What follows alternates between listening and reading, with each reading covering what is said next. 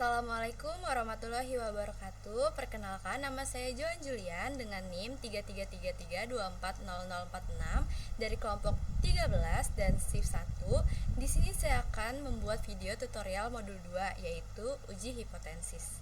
Langsung saja kita membuka soalnya. Baik, di sini terdapat soal dari uji hipotesis. Langsung saja saya bacakan. Yang pertama itu, jelaskan apa yang dimaksud dengan uji hipotesis sederhana.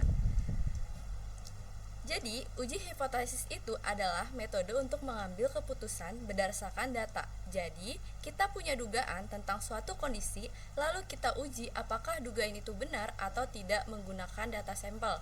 Itulah yang dimaksud dengan uji hipotesis. Lalu yang kedua, sebutkan dan jelaskan langkah-langkah dalam melakukan pengujian hipotesis. Oke, baik, di sini saya akan menjelaskan. Yang pertama itu, kita menentukan hipotesis 0 atau H0-nya dan hipotesis alternatif atau H1. H0 biasanya menyatakan tidak ada pengaruh, sedangkan H1 menyatakan ada pengaruh atau perbedaan. Lalu yang kedua, kita menentukan taraf signifikansi, biasanya 5% atau 0,05. Ini menunjukkan tingkat kesalahan yang kita toleransi.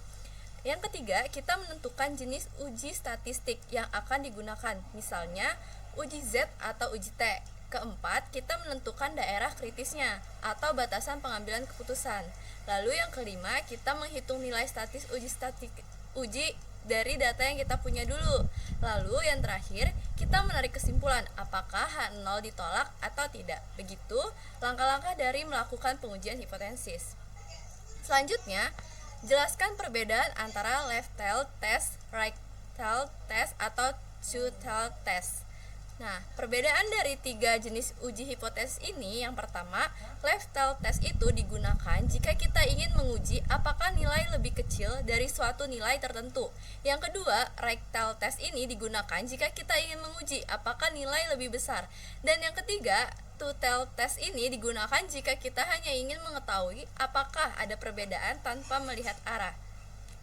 Lalu soal nomor 4, berikan 2 contoh pengaplikasian uji hipotesis dalam kehidupan sehari-hari. Nah, contoh penerapan dalam kehidupan sehari-harinya itu bisa kita lihat misalnya di bidang pendidikan, kita ingin tahu apakah metode belajar baru lebih efektif, dan di bidang kesehatan kita ingin menguji apakah obat baru lebih ampuh dibandingkan obat lama. Begitu pengaplikasiannya pada kehidupan sehari-hari. Nah, lalu yang ketiga ini ada sebuah soal yang dimana sebuah perusahaan produsen gula pasir menetapkan bahwa berat rata-rata isi bersih produknya adalah 1000 gram per kemasan.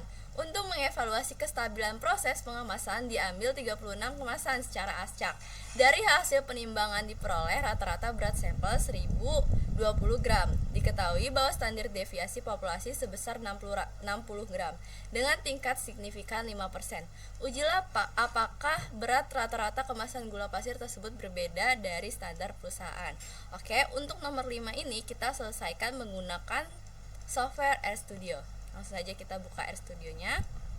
Nah, di sini saya sudah membuat sintaksnya, tetapi akan saya jelaskan terlebih dahulu untuk sintaksnya. Akan saya jelaskan dulu. Pertama, kita tentukan dulu nih hipotesisnya. Hipotesis 0 atau H0 menyatakan bahwa rata-rata berat gula sama dengan 1000 gram. Artinya sudah sesuai dengan standar perusahaan. Sedangkan hipotesis alternatif atau H1 menyatakan bahwa rata-rata berat gula tidak sama dengan 1000 gram atau tidak sesuai standarnya. Karena tanda yang digunakan adalah tidak sama dengan, maka ini termasuk uji dua sisi atau two tail test. Makanya di sini diberikan petunjuk bahwa di sini tuh diselesaikan menggunakan two tail test, begitu ya teman-teman. Selanjutnya kita input data yang diketahui dari soal ke sintaksnya. Di sini nilai M adalah 1000 sebagai rata-rata standar, kemudian X barnya adalah 1020 sebagai rata-rata sampel, sigma adalah 60 yang merupakan simpangan baku populasi, dan N adalah 36 sebagai jumlah sampel. Nah, data-data ini itu terdapat di soalnya ya teman-teman. Setelah itu, kita menghitung nilai statis uji Z dengan rumus rata-rata sampel dikurangi rata-rata populasi. lalu dibagi dengan simpangan baku dibagi akar dari jumlah sampel. Nah, makanya kita di sini menulis sintaksnya Z sama dengan X bar dikurangin M dibagi sigma per akar N, lalu kita tampilkan hasilnya dengan print Z seperti itu. Lalu hasil ini akan menunjukkan seberapa jauh nilai sampel menyimpang dari standar dalam bentuk skor Z. Langkah berikutnya adalah menentukan nilai kritis. Karena kita menggunakan taraf signifikan 5% atau 0,0% dan ini diuji dua sisi, maka alfa dibagi 2 menjadi 0,025 seperti ini di masing-masing sisinya.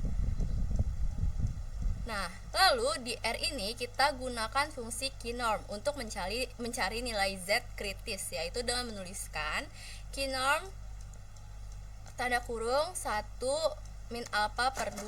Nah, seperti ini. Hasilnya adalah nilai batas atas, lalu kita ambil juga nilai negatif ya untuk batas bawah. Makanya ditulis C minus Z, Z sehingga kita mendapatkan 2 nilai kritis. Terakhir, cara mengambil keputusan adalah dengan membandingkan nilai Z hitung dengan nilai Z kritis. Jika nilai Z hitung berada di luar interval nilai kritis, maka H0 ditolak. Sebaliknya, jika masih berada di dalam interval, maka H0 tidak ditolak. Nah, jadi di sini kita menentukan apakah berat rata-rata gula masih sesuai standar perusahaan atau tidak. Oke, langsung saja. Setelah saya jelaskan, langsung saja kita run untuk melihat hasilnya. Nah, begini hasilnya. Oke, baik teman-teman, di sini setelah kita run kita mendapatkan hasilnya. Nah, seperti ini.